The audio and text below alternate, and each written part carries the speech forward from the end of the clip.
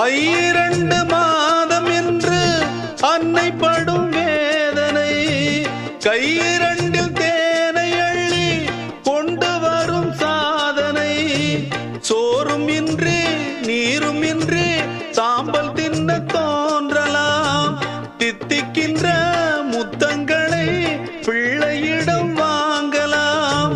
பச்சை வண்ணத்தார் விடும் வாழை மரம் சாய்ந்திடும், முத்துக்களை ஏந்திடும் சிப்பிகளும் மாய்ந்திடும். பிள்ளைகளை தாங்கிடும் பெண்மை உயிர் வாழ்ந்திடும், இது தேவன் தீர்ப்பு தான். அம்மா என்னும் வார்த்தை தான் பல அர்த்தம் சொல்கிற வாக்கியம்.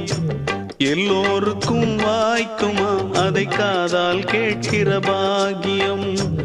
தேவன் தரும் தாய்மைதான்.